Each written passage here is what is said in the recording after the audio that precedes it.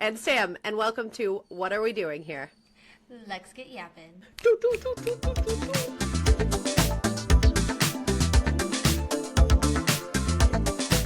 Hello.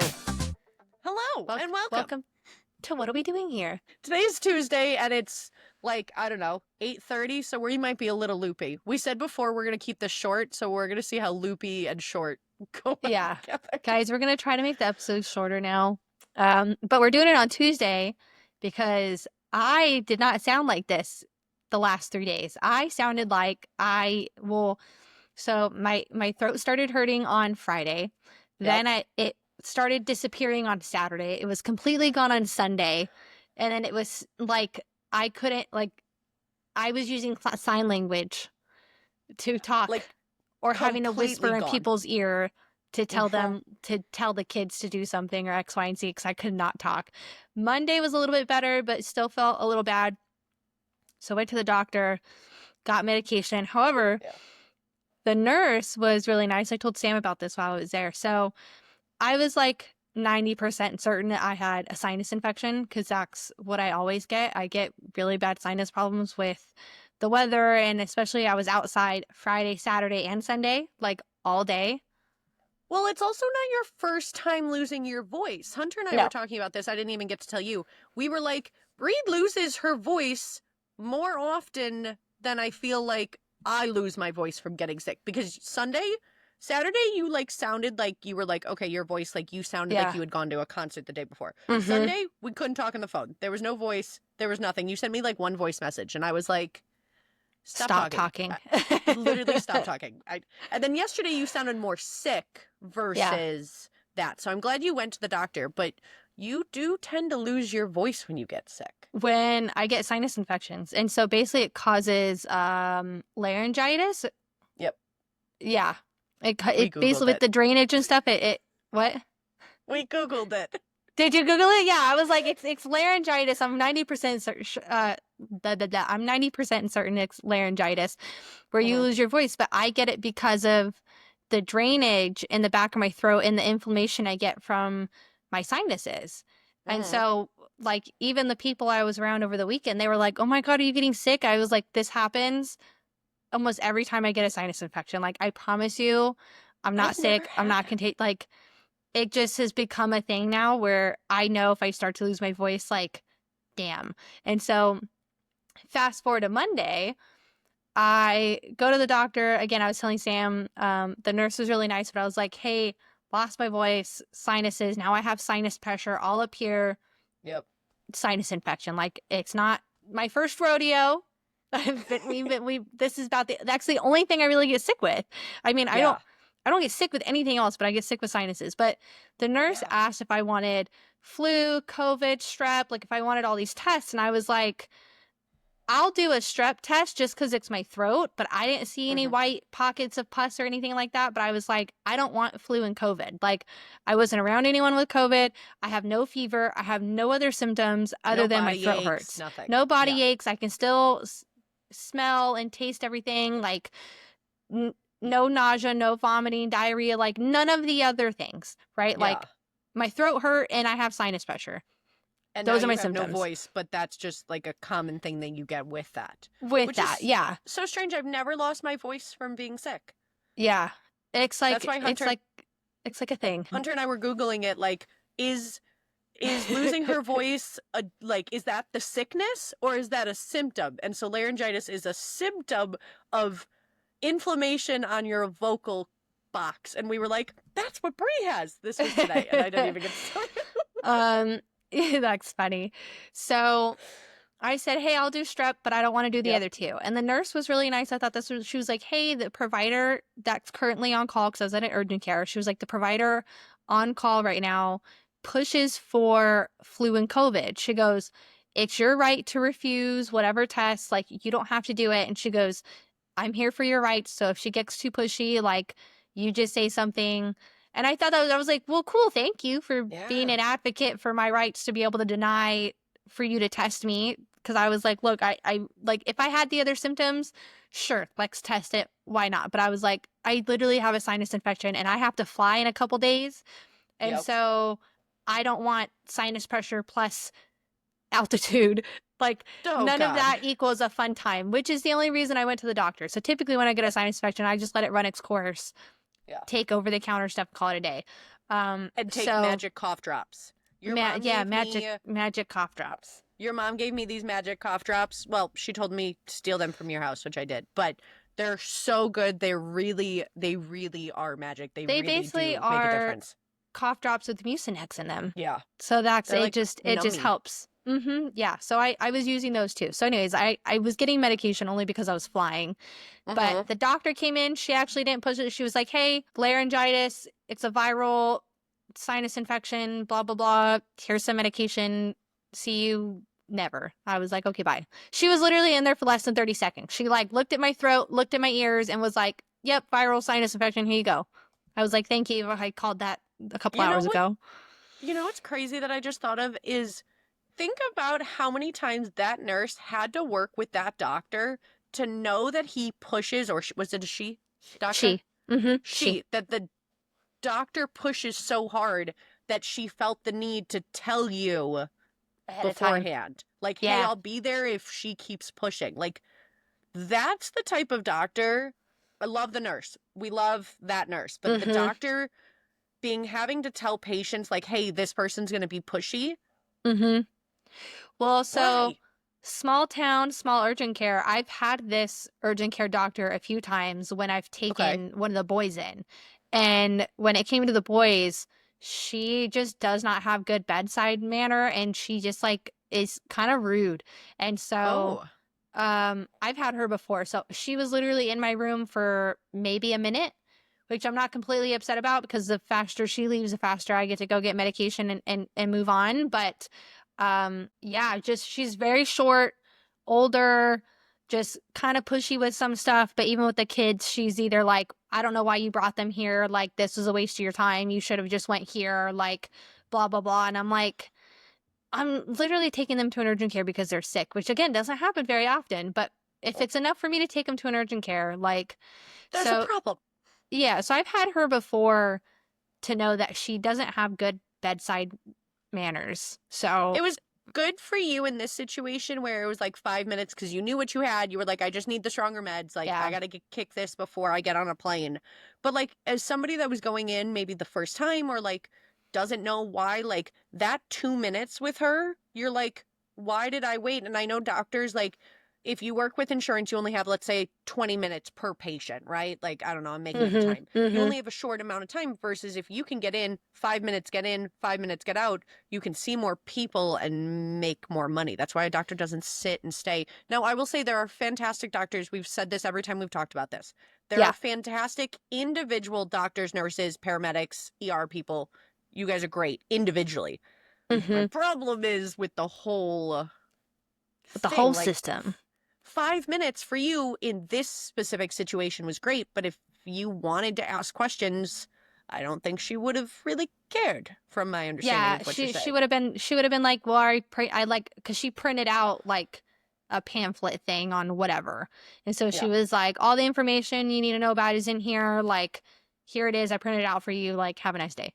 And so it's kind of like, well, if you had questions, it wasn't, and I get it because it's an urgent care too, but the thing with pushing this is our problem with the whole system. Like, treat the symptoms that are given and the patient as a whole versus just trying to run all these tests because a cough is associated with thousands and thousands and thousands of things. However, sinus pressure, laryngitis, like, not all that is associated with everything. Again, like, look at me, look at my symptoms, look how I am before you order all these tests just up front. Like, for them to just immediately ask me, like, hey, you want flu, COVID, and strep? Like, to me, I go, you're trying to make money because a doctor has not seen me. Nobody's and talked you're to you. basically asking me to get 3 different tests done because I said I have a cough. And that's where I'm like, no. Yeah. But most people would, and great for them, it's going to make them more money. But what again if people's insurance doesn't cover X, Y, or Z? So it's like you might pay more depending on your insurance because this doctor ordered these 3 tests without even seeing you. And so now you're paying more out of pocket, or your insurance is paying more out of pocket, making your stuff go up for tests that didn't need to happen. And so that's my problem. I know, like, everybody, like, the places are short-staffed. Like, the doctor has probably been in the system. You said she was older. Like, she's probably been in the system a while of, like, in, out, in, out. Like, she might have been the only one there, and it's been really busy. I know that time wasn't busy. But, like, I know there's, like, pressures on the things. But 3 tests before we have any idea of what's going on just, to me, feels very, like, money grabby. Or, like, maybe we're trying to speed up the process. Maybe a nurse will come in here and be like, no, this is the reason why. Yeah. But when you don't, if you're just like always giving these 3 tests to every single patient, that feels very not it's just like somebody walked through the door, here are the tests you're going to pay for. Yeah.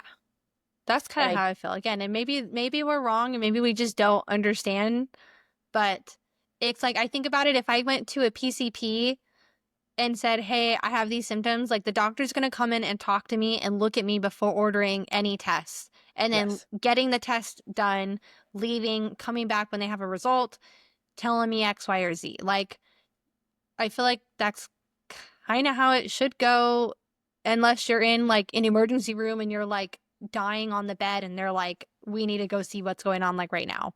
Right. Yeah. And you have a good emergency room story when you were dealing with all your stomach stuff. Oh my God. So we've gone into it. I was having a lot of stomach problems, did the colonoscopy, did all the tests. They found nothing doing the colonoscopy and the endoscopy. And then they were like, let's do a CAT scan. And I went, no, like, what do you want from me? And so, I don't know. You were inside of me. What more is an image going to tell you that you didn't see on a on a camera? I still cannot get over that. And so, a couple months later go by, I come to your desk. I am hunched over. I'm Crying. sobbing, crying, full-blown crying, being like, should I go home? And you're like, fucking yes. This is Sam. Sam's crying, can't even stand up straight. She's like, I think I need to go to the emergency room, but I can push through if I need to. And I was like, why are you still here? You should have left an emergency room. Like, I was so like, leave right now, ma'am. Like, Yeah. I'm sorry. What do you mean push through? You're literally hunched over crying because you're in so much pain. I was like, you need to go right now. I'm going to take you myself if we don't go. I'm ridiculous when it comes to me with shit like that. Like, Yeah. I will push through and pretend that I'm fine. But if you came over, I would have been like, we're leaving. Goodbye. And I'll take you. Like, have no Yeah. problem for somebody else, but for me. But anyway, literally crying, go to the urgent care. They're like, no, we can't see you. You need to go to the emergency room. And I'm like freaking out now. Like, I'm in so much pain. I go to the doctor. I stay there for a long time. They do some tests. They do whatever. And this ER doctor comes in and he goes, hey, and this is really what finally like kicked me into this full like medical conspiracy belief kind of thing. Mm-hmm. He goes, I probably shouldn't tell you this, but I think you need to go a holistic route. My wife does these feet things and these metal detoxes. He was like, it's changed my life. I think you should really try. And the way that he phrased it is like, I really shouldn't tell you this. I was like, why? Like, isn't that what you're supposed to be as a doctor? Like, to me, I was always like, doctors are right. They're this. And, you know, as I've grown up, I've started to be like, it's the individual people are not wrong, but it's the system. And Hunter always says this, and I love this saying now, the healthcare system doesn't make money off of sick people. Doesn't make money off of healthy people. Let me try that again. Let me try as soon as you said it, I was like, no. Literally wrong. Hunter always says this, and I love this. Like, I've picked it up. The medical industry doesn't make money off of healthy people. Like, unless you are sick and going to the doctor or taking medicine or prescribed pills or tests, like, they're not making any money. And the health industry is like a billion dollar company or like, I don't know, organization. And so that doctor, when he was like, I really shouldn't tell you this, I was like, uh-oh. Like, that feels, isn't that your job? To cure, like, to fix me, to look at me? And he was like, so then fast forward, right? Like, you looked into the holistic route. You went and got an allergy test done. Like, you figured out you're allergic to dairy, right? Which is why you kicked it out. And you've kicked out dairy and... No problem. Literally no problem. Like, I did that food sensitivity test. Well, and it's like, how long would they have kept looking inside and at blood work and run all these tests and done all these things before somebody went, you know what? Maybe you have a food sensitivity problem or an allergy. Like, I don't understand why something that's so simple as an allergy test took someone so long to do. And it took this doctor Yeah. going, hey, I probably shouldn't tell you this, but you need to like look into this other stuff.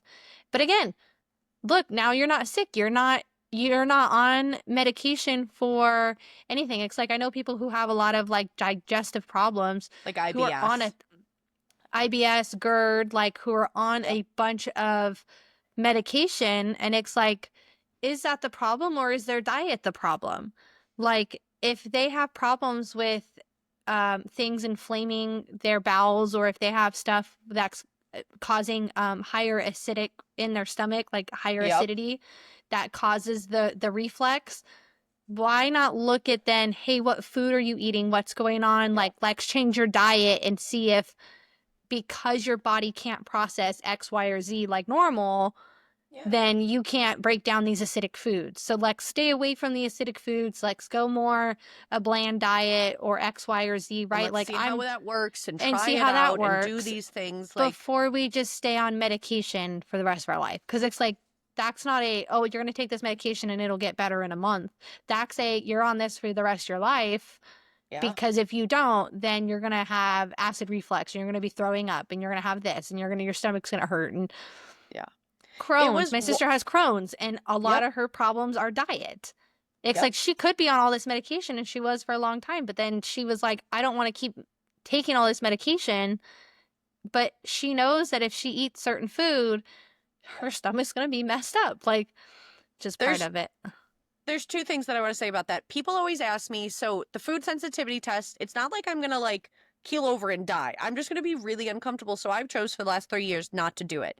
Mhm. But my people always ask me, like, why don't you take the lactose or the lactate or like Lactate.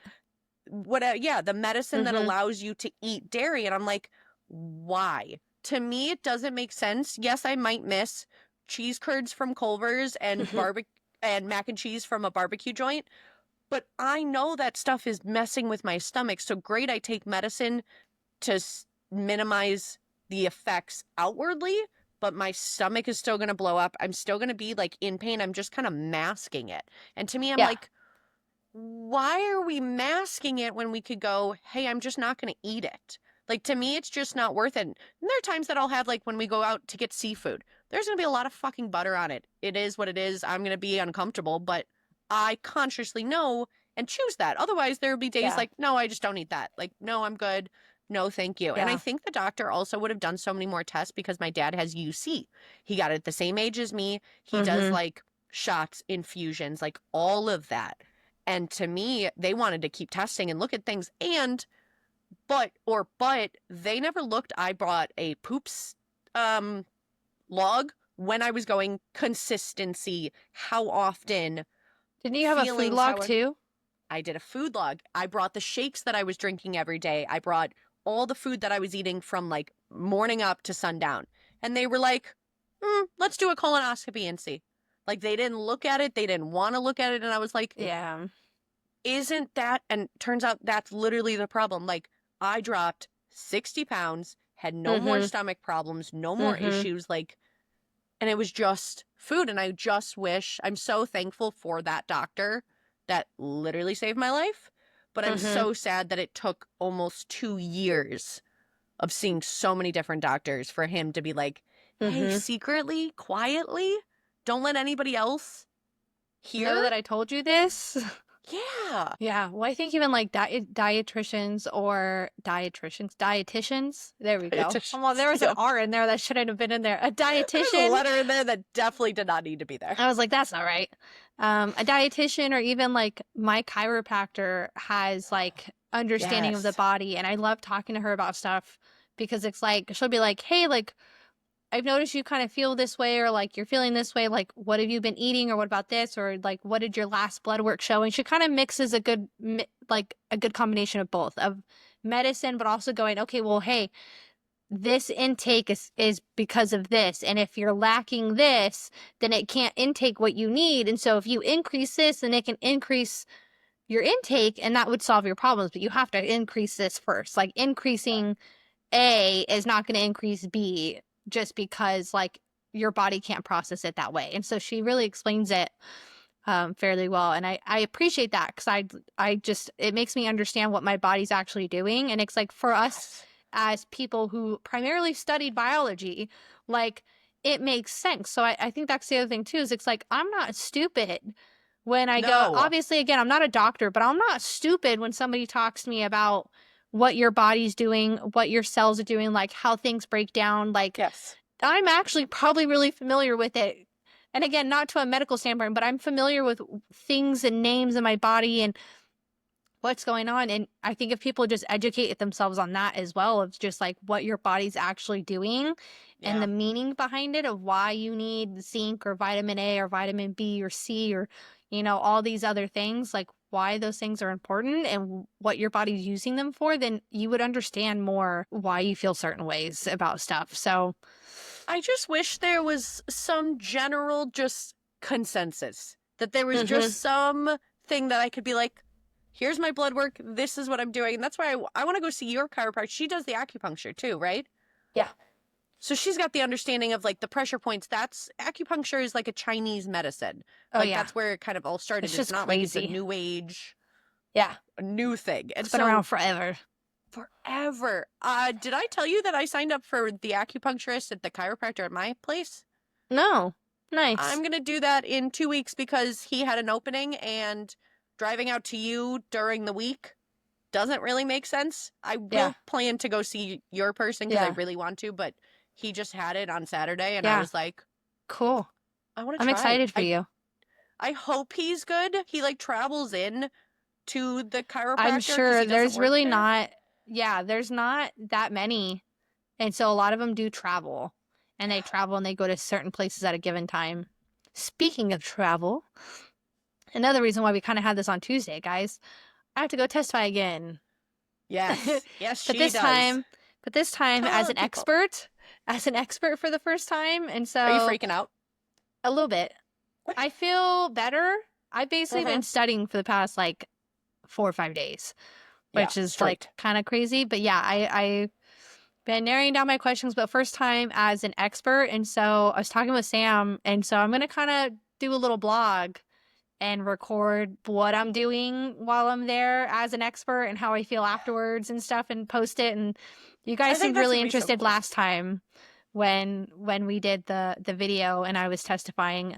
That time was a fact witness, so I wasn't as scary, but this time it's a little scary, but we're gonna do great. We're having confidence. Can you tell the people, if they haven't watched that episode, the difference between a fact witness and a expert witness and why this one, it feels different?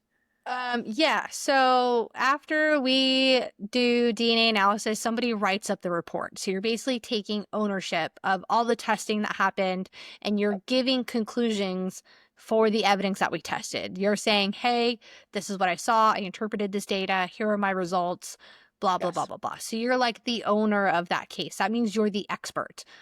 I wrote this. Here's my report. My signature's on it, all the things. A fact witness is just somebody who did the lab work.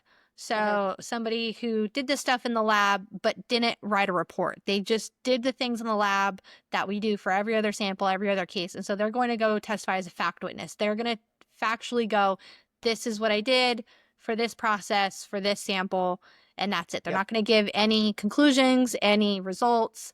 They're just saying, hey, this is what I did, and they're calling it a day, versus I'm giving my actual like opinions and results and conclusions for what I saw based off of my training and my experience in this field. So And that's why it's a little more nerve-wracking. And like using the tools and analysis to be like, this is what the DNA is telling us. So I'm actually teaching the jury more, versus last time we joked about like I was on the stand for 5 minutes, because that's how long a fact witness is usually on, is 5 minutes maybe, to say, hey, here's my name, this is what I did, thanks, bye, have a good time. Versus I will probably be on the stand for an hour, if not a little bit more than an hour. So I will actually be on this. It'll actually be worthwhile to me to be there. I will be on the stand for a longer period of time.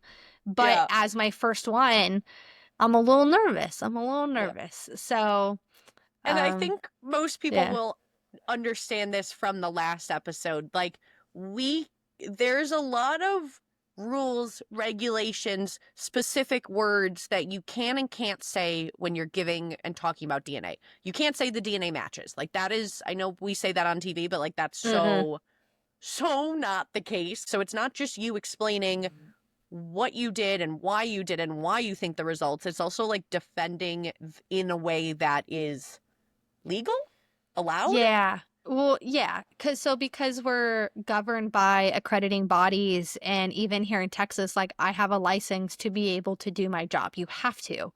So if I go testify and I say something inaccurate, or I testify inaccurately, meaning I might just say that over if or possible or more like there's certain words like Sam was saying that we have to say in certain phrases. So if I misspeak to that, even though no one in the courtroom is going to quite understand, somebody reviews my testimony later, and if I testified inaccurately, like that is a bad reflection on me and my job, and could actually lead you to get fired or be under investigation because you're not testifying accurately to your results, and they could say that you like misled the jury for somebody to be convicted guilty or not guilty because of what I said. So there is a lot of pressure in that instance of like making sure that I don't fumble over the words. But again, no one is going to quite understand what I'm saying. My point is to try to get that across. But if I misspeak and I say something inaccurately, like I can get in trouble over that.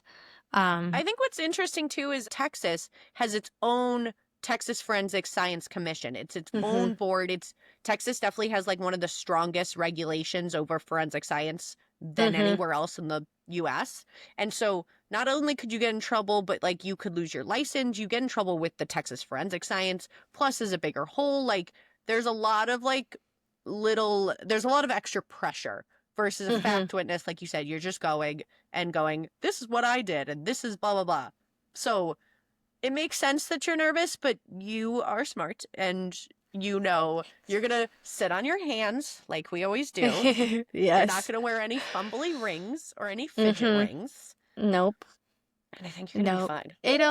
It'll be good. It'll be good. I think once I get there, and I've kind of trained my mindset instead of being like, I have to be ready for any question and they're like going to try to make me mess up. Like I've switched my mindset being like, I'm going to teach. Yeah. Like I'm going to teach what I do, and that will come across better than me trying to just kind of already be on the defensive. So I've kind of flipped that mindset and be like, hey, I'm more going to educate you the best that I can to make it make sense on what all this means and stuff like that, versus trying to defend the question or like be afraid of them. Like be in charge. Yeah. Yeah. So I've kind of flipped it to be, and I think it kind of helps. So I'm also giving a talk in July at a webinar that is like trainee to trainer, like how I went from being somebody who had no experience to a full-blown trainer, and somebody who's literally signed off on everything besides technical review, which is fine. Yeah. You also are the expert in the courtroom. Like you are the expert. You are the only one that's going to know truly, really what you're talking about. Because like some prosecutors and defense have no idea. They know what DNA is just as a general, but like to ask you questions. So like you really are the expert in that room, that there is no defense. So I like that you kind of like thought about that and decided to be like, I'm not going to be afraid of questions, especially from people that don't know nothing. But that could go, the people that don't know anything could ask stupid questions. Then you're like, well, that's take it back. Well, that's the thing, right? If they ask a question, that was kind of what I was practicing today. Like if they ask, that's kind of what I was practicing today, was if they ask a question that is not entirely right, like they used the wrong word or it's not whatever, to then kind of rephrase it in my answering of like, well, a validation is this or this is this, and kind of explain it that way instead of being like, that's not a real thing. Or like, that's not a question, right? Like, which I would That's never not do, guys. English. I would never do. Like, that's not English. But it's kind of like understanding what they're trying to get across that Yes. they don't know about. So it's like, it would be like me trying to ask about, like aviation and how to fly a plane. I don't know shit about that.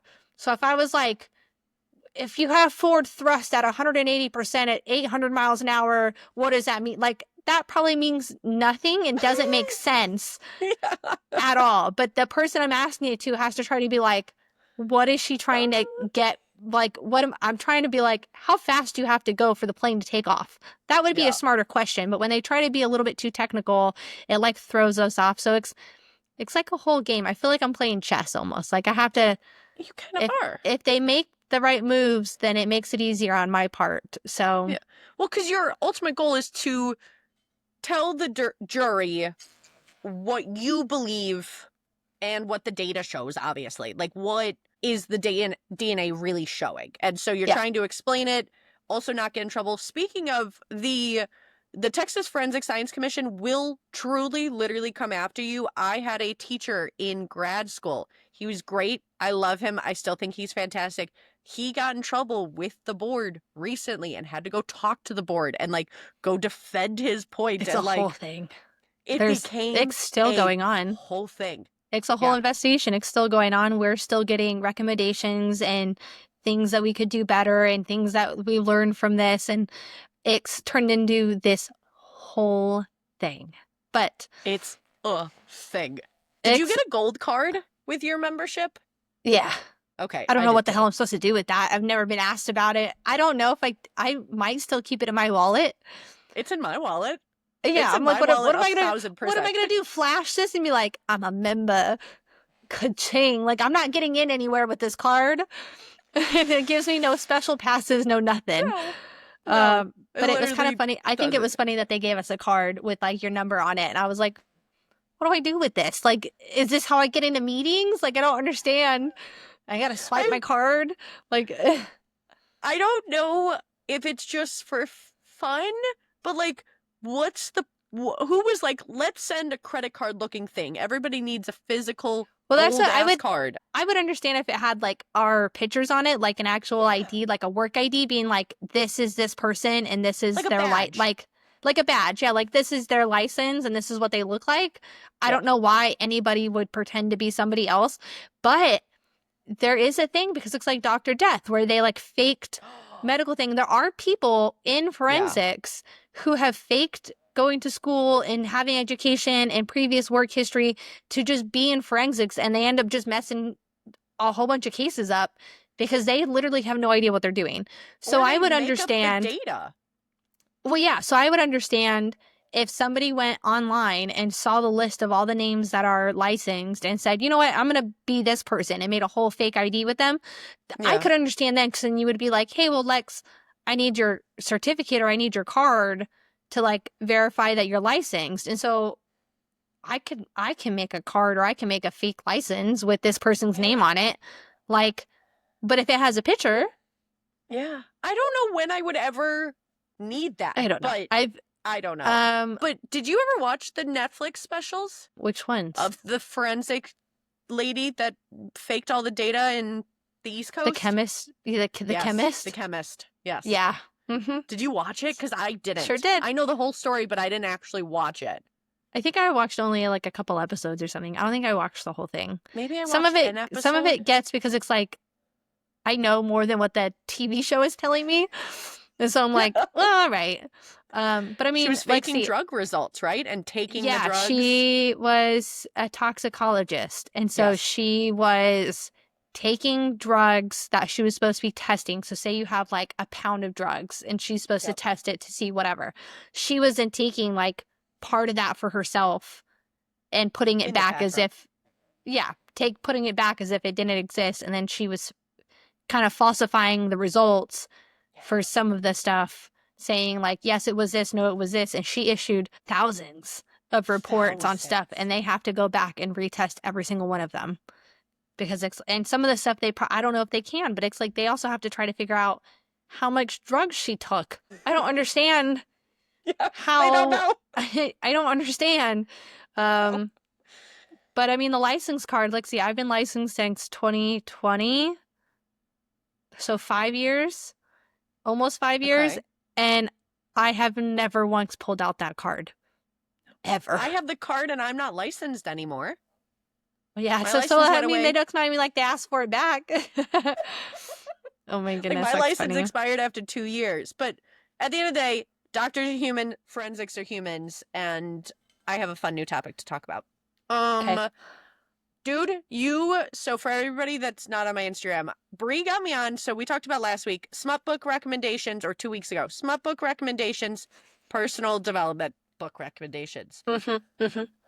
Bree's gotten me on some fantastic books. I've read ACOTAR, Throne of Glass, and then The Mate Games. I'm going to have you explain this, but The Mate Games is 4 series with 4 books in each of them. I read the first series, and now I'm on the second series.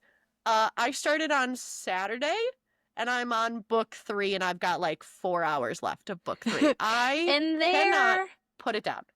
They're like 8 to 11 or 12 hours, so they're not Yeah. like terribly long, but they're not short either. Yeah. And so these books in particular, I really, really like because they're narrated by a full cast. So everybody has their own voice, which I think is really great. And it adds just really well to the story, especially because there's multiple male love interests and there's usually one female. It's a reverse harem either way. Yes. But the point to each series of the set of 4 is there's horsewomen instead of horsemen. There is still horsemen, but the horsewomen are trying to start the apocalypse. And so each one gets their chance to start the apocalypse. And so like the first one was War, and she was trying to start the apocalypse with her, you know, like person on Earth. And if she got them to start the apocalypse, then great. And then now we're on pestilence. And then the next one is famine. And then you have death, right? Like, or death. I think famine's the last one. But each one is trying to start it, like Sam said, they're each in a set of 4. So the 4 books follow the same people. And then the next set of 4 follows a new set of people. But you still get little bits and pieces of people that carry over. And that's the fun part. I love finding series like that too. I find them quite often. So now that you kind of like them, I'm going to have to like save some for you. Yes. Because like I'm reading one right now that is like wolf shifters and stuff. So you meet you talk about like the first 2 people in the first book, but you meet the people for the second book. And so then like the first book is the first couple, and then the second book is a different couple, and third book is a different couple. Because then you know where everything is, and the story still continues. You just continue on with a different couple. I like it. I think it's really nice. Where do you find 105 books and 41 books? Like, where did you get all these book recommendations? So which is what I was going to talk about. The cool thing now is with Kindle Unlimited or even with Goodreads is they have it broken down into such finite categories that I can go to the categories that I like and see the top 50, 100 books. And so based off of the book that I just read, I go down to like title details or whatever, and it goes, it's number 43 in paranormal werewolf and shifters. It's number 105 in enemies to lovers.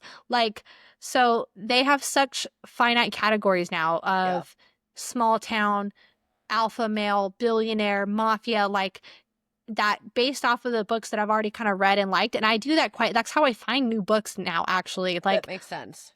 I look at Bookstagram, but I also go back and go, wow, I really liked this book. Let me go to the categories. And then I go back to the categories. And it's funny enough, when you click on them, because I've read so many of them, as I go, read. I'm in the right category, read. And I have to like find one that I haven't read in them, or I kind of like mix around and look and this, that, and the other. But that makes it so much easier now to find books. And they're not all books that are only on Kindle Unlimited. Like they're books that you might have to buy or that are just the ebooks or this. Like it lists all of them. So but you can kind of pick and choose. You can kind of I would like pick and choose. I don't know because it depends on how much you want. Because I've talked to you before about whether you actually want to physically read it or whether you want to listen to it. And I Yeah. think you said you like to physically read it. However, you've been knocking out the audiobooks when I give them to you versus when it was like, hey, actually read it. You were like, I don't have time. I don't know what to do. But I struggle with reading physical books because I either can't get enough lighting and stuff. So I struggle to read physical books that I have. So I get the really nice books to go on the shelves Yes. because they look nice and they're pretty. But would I read them there or would I read them on my Kindle? I would reread them on my Kindle. Like I wouldn't reread them based They're off of the just for physical show. book. They're just for show. I mean, I could if I really had to, which is kind of why I have them. But like reading in the Kindle, the light like of it. the light of it, the visual, I can read it in bed without having a ton of lights on and making sure that I don't have shadows. Like it just, to me, with That's my a very good eyes, point. makes it easier that I can go anywhere with this thing and not have to worry about pages getting bent, ripped, sand, lighting, like all the other things that you kind of have to worry about with a physical book versus there's a lot of people that are the opposite where they have to have the physical book and they can't read a Kindle. So I'm almost curious if you try to read a little bit on my Kindle, if you would like it. Like I've seen Kindles, but I've never like actually tried like the personal development books. I loved physically reading because I would read it in the morning. Like I would get up, I would do my journal, I would read my book, and then I would start my day. But anytime after the morning, I feel like I don't sit and read. Like I feel like that's why I've been loving the audiobooks is because I can binge it. I was so fucking, I already texted you this. I was so fucking focused at work today and yesterday. My manager, I didn't even tell you this. My manager texted me today and she said, hey, good job with how many cases you closed and how many you took today. And I was like, smart for the win. That is a win. I don't know. Knock out so much stuff at work when I can put on a good audiobook or like ambiance music, depending on what I'm doing. Like if I can listen to the audiobook without... What do you mean ambiance music? Like no voice? Like Nordic ambiance music. Like it's like I'm about to go to war. There's no words. Okay. Hold on. Nerd alert. Nerd alert. Yeah, Nordic ambiance, or there's like a playlist of pop instrumental. So it's like songs I don't like instrumental music. But you would maybe like this because it's more like upbeat and it's songs that you know. Like it's Taylor Swift and like songs that are on the radio with no words.